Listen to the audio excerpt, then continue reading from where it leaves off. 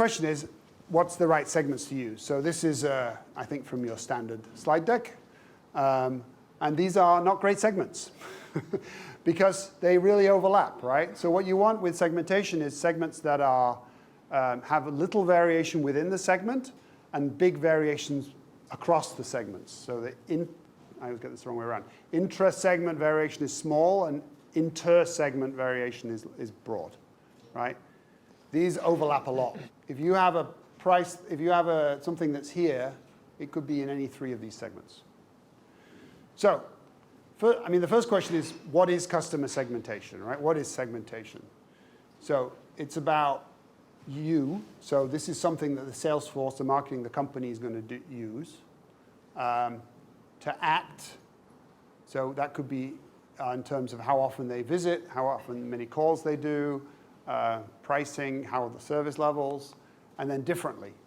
So segments that don't help you do something differently aren't very useful, right? So a good question is, why do you want to do this segmentation? What are you going to do differently based on this segmentation? Why do we even do price segmentation? Well, this is your classic volume versus price. And so as you raise the price, you sell. As the price goes up, you sell less. And the profit, the gross profit, is basically, if you have one price, then this is how much profit you make, because it's volume times price. These people will buy it, but they would have paid a higher price. These people won't buy it because the price is too high. So if you can have segmentation, you can capture more of the area under the curve, because this sort of shape under the curve here, that's where the profit is. So segmentation allows you to capture more value, right, in theory. On the simple side, it's simple, but you only capture some of the profit. Over here, we capture more available profit, but it's more complex, and you have to have fences. You have to stop people buying. You have to stop people who would pay more buying the cheaper one. So the classic example of that is coupons for discounts at the supermarket, right?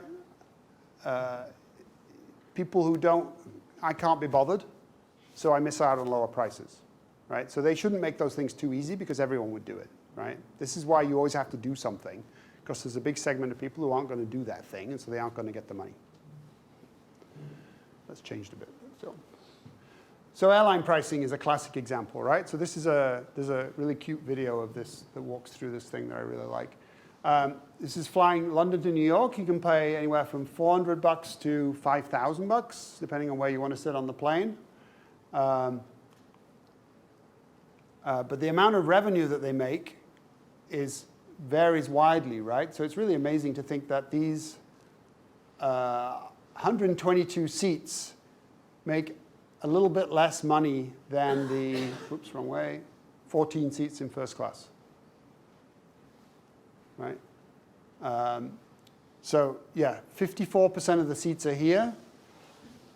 They get 30% of the space, but they make 16% of the revenue. And you wonder why airlines treat you like shit when you sit in the back of the bus.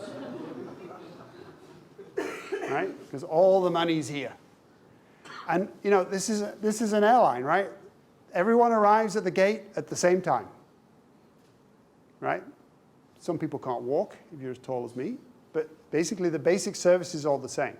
So they're using product segmentation to differentiate pricing.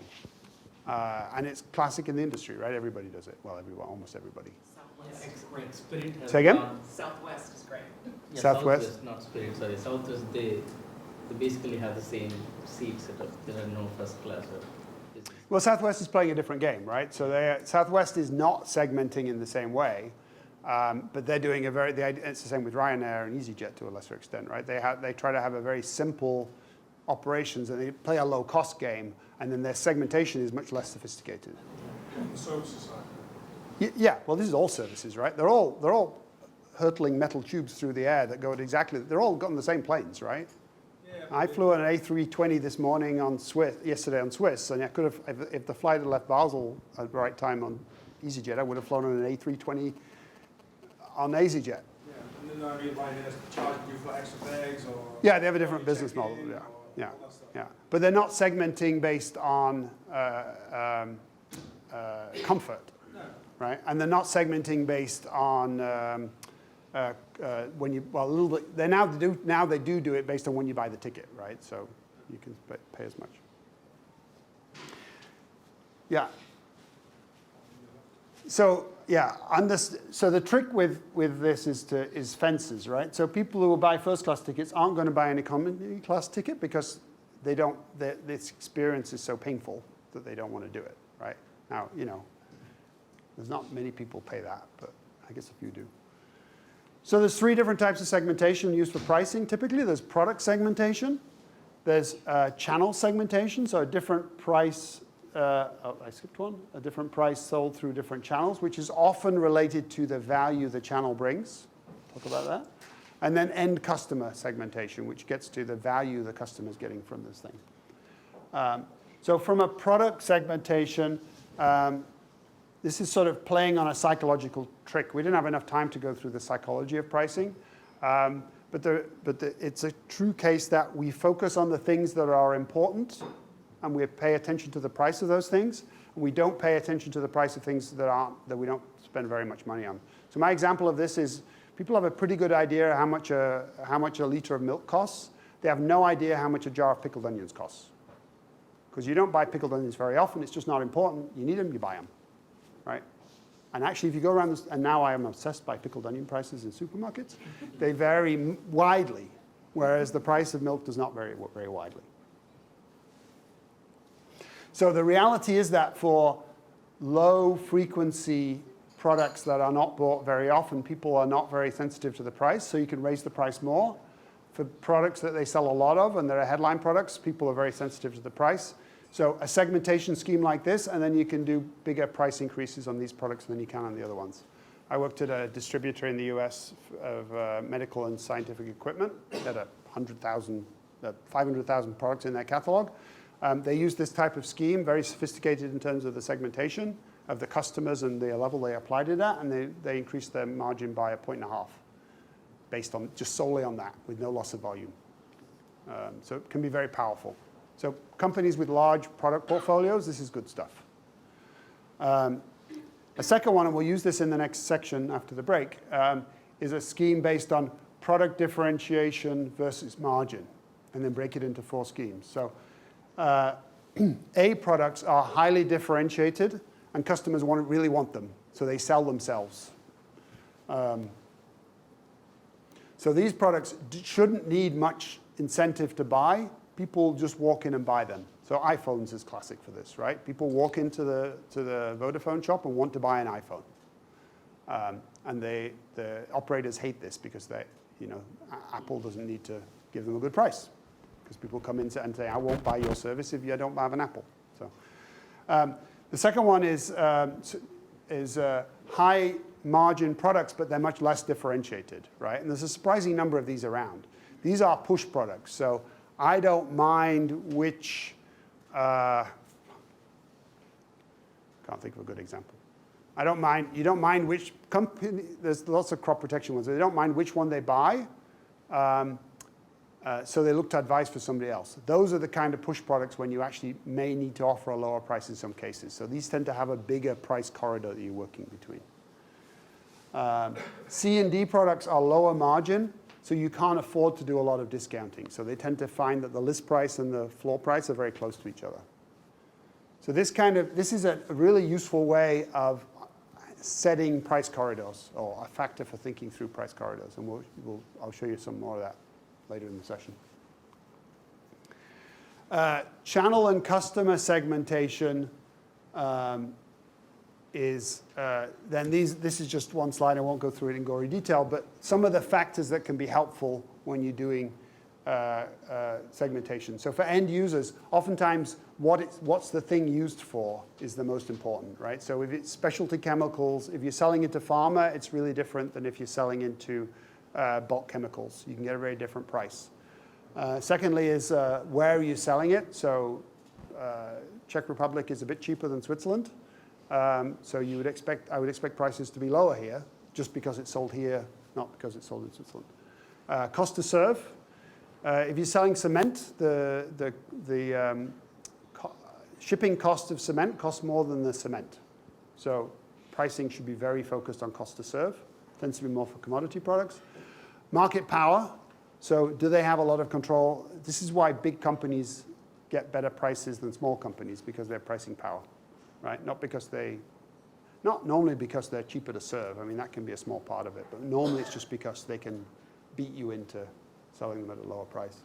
And then behavioral stuff is last because it's really difficult, right? And I think behavioral pricing is, I talk about that a lot with sales teams, but I don't talk about it as a general pricing system thing because it's really hard to build it in. Have you built anything into behavioral stuff into pricing?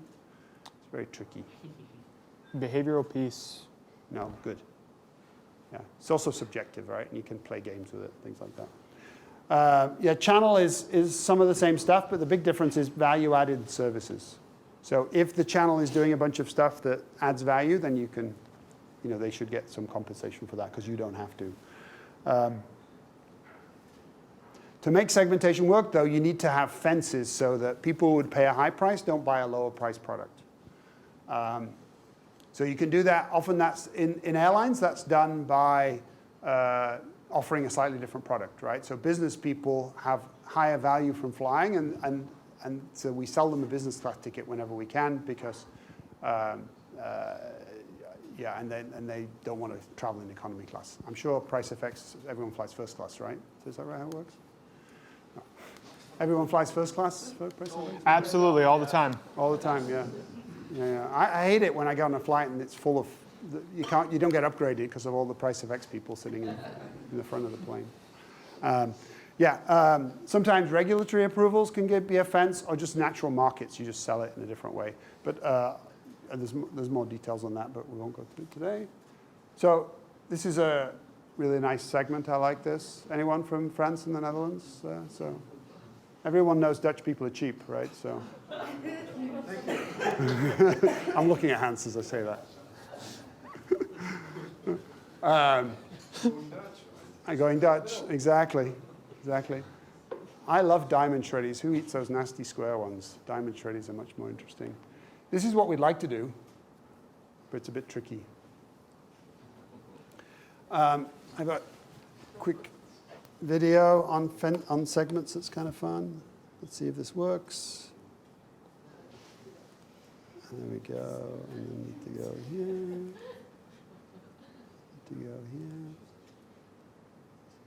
See if this works. Excuse me. Hi. How much are these? They're $13.90 each. Okay, do we have... 9 or 10. Yeah, 9 or 10, same as that. Yes, no problem. What's the occasion? We're getting married. Oh, congratulations. You should have said. These are wedding flowers. Oh, they're lovely. They're $46.70, not including VAT. But they're the same, aren't they? No. These are wedding flowers? Yeah, but they're exactly the same flowers. No. Okay, let me explain. These are normal flowers, just normal. These are wedding flowers, like, yeah. Oh, I see. So you just put the word wedding in front and charge 4 times more, is that it? No, it's just the wedding flowers. So what do you do to justify the price? Do they, I don't know, do they play the organ in church as well or something? No, flowers can't play the organ. So. Well, I'll have these instead then. Wait, I mean, you can't, because I know they're for a wedding now. They're exactly the same flowers. I want wedding flowers! Fine. Wedding flowers. Honestly, it is like your special day. What? I know.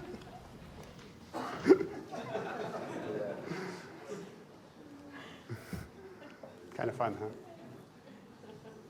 Yeah, so that's a... the salesperson is valiantly trying to... Oh, it's done that. Oh, here we go. Do that thing where they put a fence up, right? But that's a pretty tough sell, apparently, some of the time. Gender stereotypes notwithstanding. Yeah, so I think segments should show up in Price Builder if they're more static. If they're based on a moving thing, then they can be in a Price Optimizer. I wouldn't get too... again, this is a walk, crawl, walk, run thing, right? Don't try to leap straight ahead to dynamic segmentation most of the time. You want to start with something that makes sense from a business perspective and meets the business goals, and then get sophisticated on the back end. If it's a size thing, then maybe it's a different story, but even then, I'd argue the point. So some questions around segments. What's your primary pricing drivers? Because that is going to, this is around segments and list and target price setting. So what's the primary pricing driver? What's the key value differences? And then what segments do you use or should you be using?